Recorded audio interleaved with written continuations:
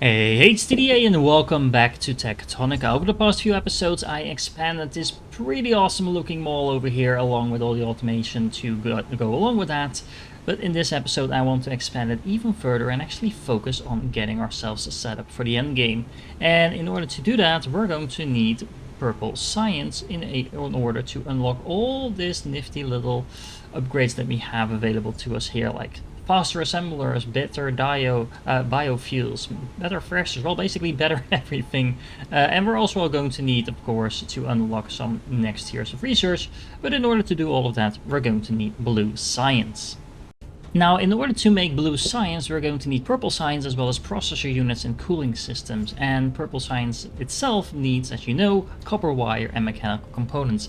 And as it happens, due to the way I've set up my mall, as well as my production facilities, I already have pretty much everything I need in place to make all of this. For example, over here, as a part of our Mark II belt setup, we were using the leftovers to make the cooling systems, which we should have a decent stockpile of already, and it's just non-stop producing right now. As you can see, what we also have on this belt is the mechanical components, because we're producing way more than we actually need for the belt setup, even though I'm already drowning in belt as it is. So, as again, that just proves that you don't need to overproduce or automate everything, just use what you already have.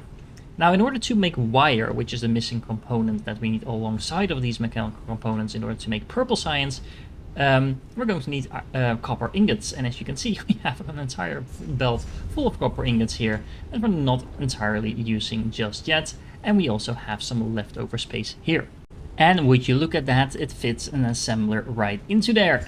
I could pretend that I planned this ahead and I'm extremely smart and stuff like that, but honestly it's a little bit of luck that it fit in so nicely. But still, that's the benefit of just leaving yourself a little bit of room while you're building. Now, this is of course going to be a belt, and as you can see I've completely switched to Mark II belts now, because why not? I have plenty of those. And these two belts together form purple science, at least if you put them into assembler, and as you can see I've already started producing that. Now I always recommend just putting a storage box next to whatever you're producing, just so you can make sure that while this is already starting up and you're finishing the rest of the build, this will actually just start stockpiling as you go. Similarly, as you can see, it took me a little while to set everything up, but this is actually producing at quite a high rate. I didn't actually just produce hundreds of these, I actually had a lot of those in my inventory already, but as you can see, that's the benefit of just putting something down that you can easily craft and then just letting it run, and now I have more cooling systems than I need for a very long time. Now, of course, this doesn't actually completely make blue science, because we're also going to need processor units. Now again, I have been making processor units for quite a while now, and apparently I currently have over 500, even though it's a pretty slow recipe. So yeah, again, just make sure you have that being produced in advance. Now what we can actually do is perhaps place the blue sign somewhere next to here, so it's easy to reach for the processor units. We can put a storage box, we have everything nicely aligned with all the production that we already have. That just means we're going to need to bring down the cooling systems as well as the purple science from over here.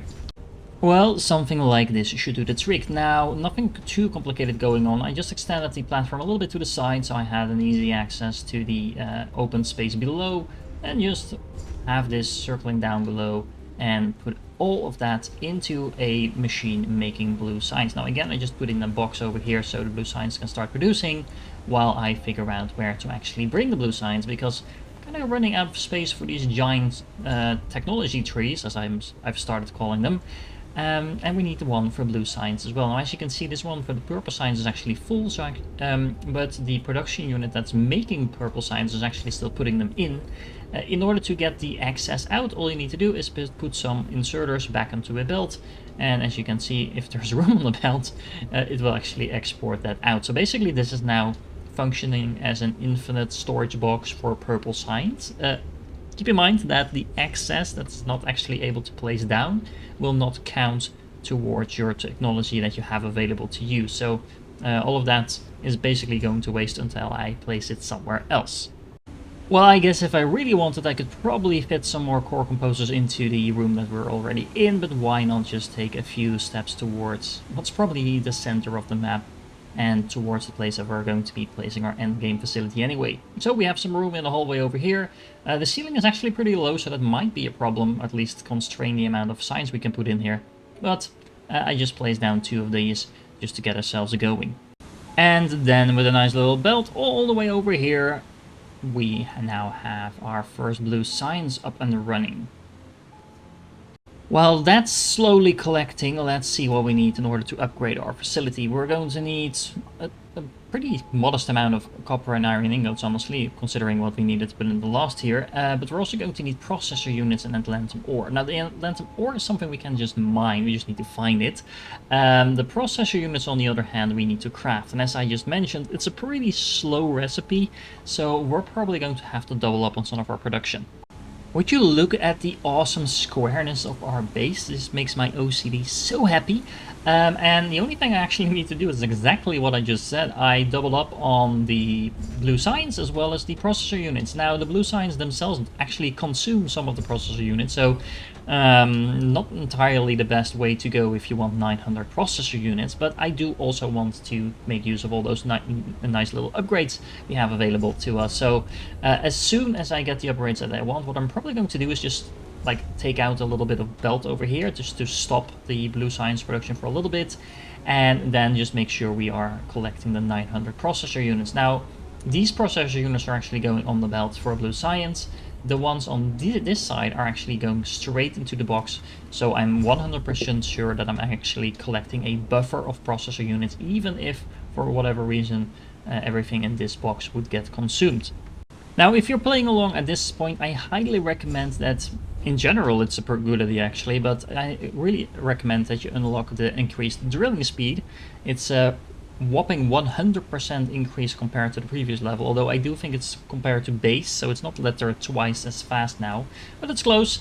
This is going to make your drills really fast, and on top of that, if you also upgrade the assembling speed to 150% of base, you're actually going to be able to produce a lot of stuff. While you're at it, you might as well just upgrade the threshing speed as well to make that very fast on top of everything, and basically your existing vector is going to make a ton of stuff from that point on.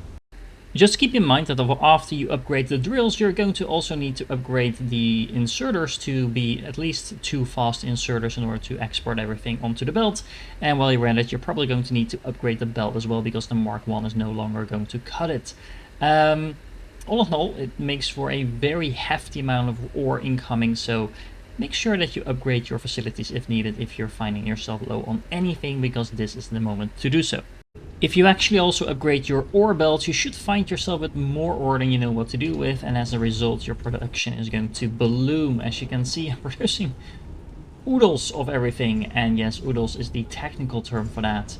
But also on the ground floor, for example over here, we have so much ore incoming that my iron ore ingot and copper ingot production is now so high. All these facilities are being supplied with a pretty decent amount, and on top of that, these assemblers are actually producing at 150 speed as well. So we're getting in all of those basic resources at incredibly high speeds. And remember, all we need to do is put them into the appropriate boxes if we are low on anything, but a lot of this is actually now going towards more complicated materials as well. So for example, we are making those electrical components over here. We're using the electric components towards making the processor units, etc, etc. So there's nothing going to waste. I also want to point out that I heard a couple of people being a little bit annoyed about the biofuel and that you couldn't actually automate your drills early on. But I want to just show you that I'm running all of my drills, and this is not even all of them. All of my drills are still running on this single build with the infinite biorigs that I made a couple of episodes ago. As you can see, this is the only facility with just 6 planters making that fuel, and well, this is my buffer box, and as you can see, I have more fuel than I'm ever going to be able to use. So don't worry too much about biofuel. Automating that is definitely worth it, and it's also not a lot of work, and you don't need to overdo it with a lot of these facilities. Just a single build like this will do the trick for a very, very long time, and I'm guessing it's actually going to be the only build we're actually going to make, because I do think that the Mark II miners that we're going to unlock sooner or later will be running on electricity. Well, I did exactly what I said I was going to do, and I interrupted the flow of processor units for a little bit. I'm going to reconnect it now because, as you can tell, I actually now have 900 of those. That is a lot of processor units, so I can't stress enough that if you're watching this and you're not this far into the game yet, make sure you start producing these early and benefit of kind of getting the head start of that while you're doing other stuff. Now the last part that we're missing is the atlantum ore, which is actually just beyond our base in the direction of the new core composers that we put down. If you follow this road or this road, it's a river, but I call it roads because they're the closest thing we have to roads in this game. And you follow this just around the corner over here. There's these nice little scannable light bulbs over here to help you guide it. There you go, you will find atlantum ore. Now if you try to hack this, you're going to get a message, nope, that is not going to work. If you put a drilling machine next to it, that's actually also not going to work. In order to mine this, initially at least, you're going to have to blow it up.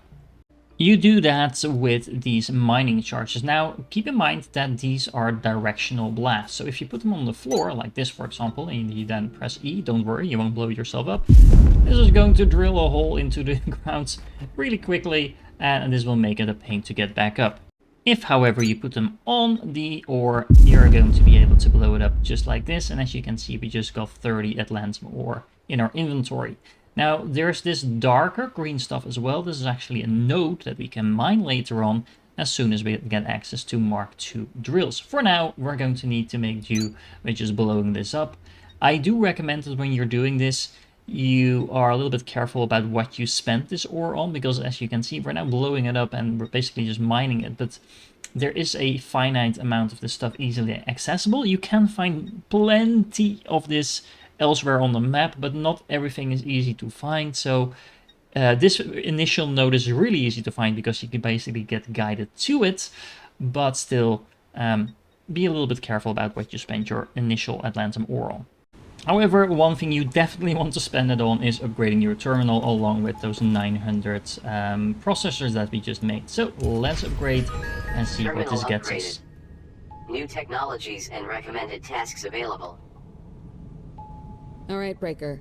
You've learned how to get atlantum the fun and easy way with explosives. Now you have to actually do something with it. Our smelters weren't built to burn it, so turning that ore into ingots won't be as simple as iron and copper. Start by threshing it into a powder. You'll also need to start supplying the production terminal with power from accumulators. See that big plug on the side of it? Yeah, a high voltage cable goes right in there with a voltage stepper on the other end. And make sure the stepper is on a floor with a good power network behind it. Try to find some time to explore it too. You've got more tools now to open some of the doors we've been finding signals for. Places where people might be trapped. And this is actually vital. So she's telling us to do 3 things. We need to thresh the ore that we got from the atlantum thingy. We need to explore, which is going to hopefully help us find the Mark II drills. And we also need to plug this thing into the power network. And in order to do that, we're going to need something that we haven't actually unlocked yet. Let's see. Where is it? Under energy, probably. The high voltage cable. I'm actually out of space to store purple signs as well, so let's do something about that. There we go, some more purple signs. It's actually looking pretty cool, all these walls of signs in this corridor. As you can see, we have plenty of blue signs at this moment as well. Did I sneak some purple ones in there, or is this just bugging out on me? I don't know. It doesn't actually look purple, it's still blue inside. Anyway, it's really easy to fill up one of these composers if you just put a couple of storage boxes next to it. It goes really, really fast. And of course, we are currently producing purple science non-stop. So if I check this box over here, I'll probably find, yep, I have a few thousand more purple science waiting for me. I'm really overproducing that. But then again, there's not really a downside to it because we have plenty of materials coming in for the facilities that we have. And with all of that, we have the high voltage cable unlocked now, and we also, of course, have the monorail system unlocked now. I haven't really figured out where I would want to use it, because it does suggest that it's meant to efficiently move things across a large distance. Right now I have everything pretty localized, but we're definitely going to have to try this out at some point. But for now, let's start with actually automating that. So we have all the components for the monorail, so the monorail itself, the poles on which you put the monorail, as well as the little trains that you put on top of it. We have the voltage cables now, and we have the whatchamacallits. Let's see, you call these voltage steppers unlocked, and that means we can actually hook things up to the grid now. Okay, so let's see how this works. We have one of those voltage steppers over here, which we can place on the floor. And then we simply connect, I guess, the power cable to that. Well, I guess this is a little bit too close, so let's move that a little further out. There we go. Ooh, that actually looks really nice. What does this do? I actually have no idea. I've been unlocking a lot of these things over here that actually ask for power already, and it did draw some of my power accumulation over here, but it seems to be drawing that just from the accumulators I have here, so not entirely sure if this is supposed to function as a giant accumulator, and I've just been kind of sidestepping that by building a lot of these. Or if this is just bugged out and you're actually supposed to connect this up. I don't know, but at least this is how you do it. What you can also do with this is actually just cover power in a very easy way across long distances. So something like... well, this is a pretty long distance, as you can see. Now, of course, this is completely useless in this case because I already have a power floor here, but this does make it easier to expand your facility to other places, like little nooks and crannies. So if you don't want to build a power floor all the way there, you can simply build a power line like this. It actually looks really nice. So yeah, depends on your preference. I actually think I would probably just prefer building a power floor everywhere, which is also really easy to follow along if you're walking. But then again, that might just be me. Now, aside from unlocking some of the doors that were just mentioned, on top of...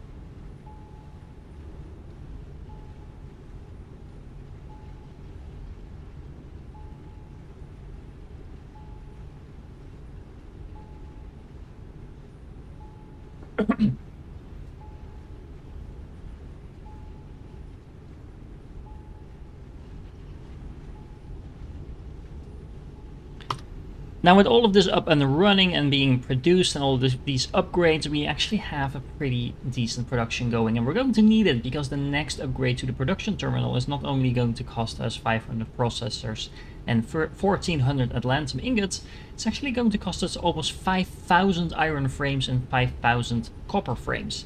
Honestly, that's not going to be much of a problem because I have been producing them since we first built the initial mall. We can actually check. I should have a pretty decent amount of those up and running already.